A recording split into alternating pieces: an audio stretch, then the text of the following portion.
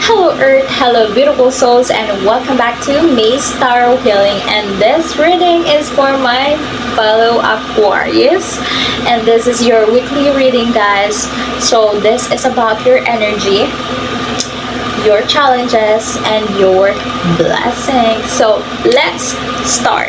So what I can see here, my dear fellow Aquarius, so you have to stand still, or you have to be really careful with whom you connecting yourself. Okay, so nakikita ko dito na panindigan ang inyong boundaries. Okay, so be strict sa mga papapasukin or invite nyo or pipiliin yung connection. Okay, so panindigan nyo yung boundaries na binuild nyo. If you have that boundaries, panindigan nyo yan. And this is going to be tough week for you guys para sa mga connection. There are people na susubukan pumasok sa life nyo or trying to be close to you. Okay, pero you have to stand firm with your boundaries kasi yung iba doon is nagpapanggap lang. And also the energy is you guys are manifesting the things that is meant for you. So may mga bagay na mamamanifest kayo, and that is the things that is really meant for you this week.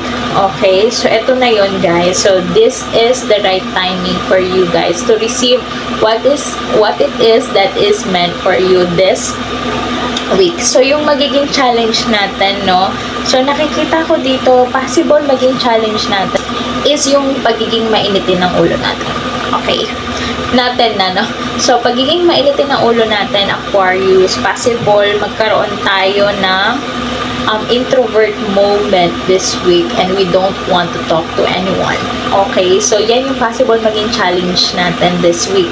So nakikita ko dito is be patient. Possible patient din is one of the problems natin, no?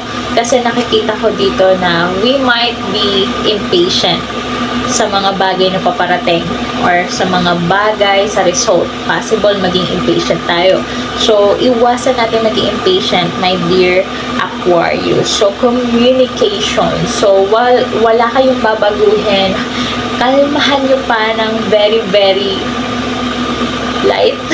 Okay, kalmahan nyo pa, guys, kasi this week will be our irritable week. Okay, irritable week.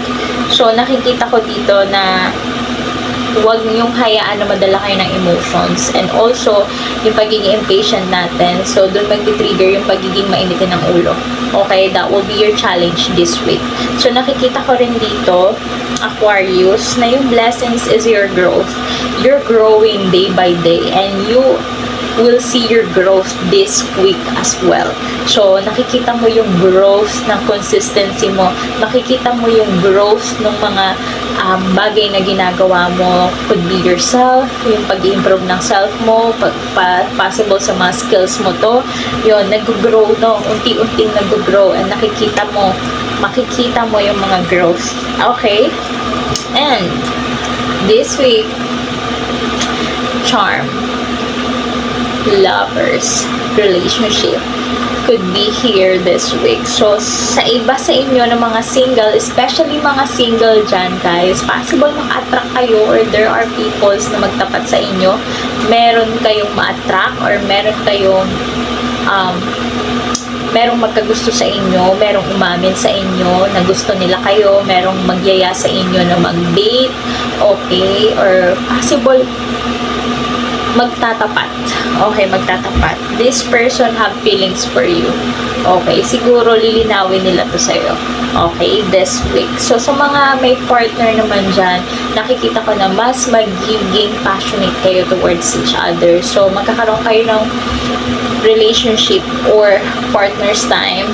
Okay, maglalabing-labing kayo. So, nakikita ko dito na magkakaroon kayo ng solid bond this week with your partner. So, ayun na yung nakikita ko. So, thank you so much, guys, for listening, and welcome to my channel. If you want to see my other videos, pick a card reading, and real talk for zodiac sign, you can follow my IG, you can follow my page, and also you can follow me in TikTok for my live. That is May Starrow and Healing.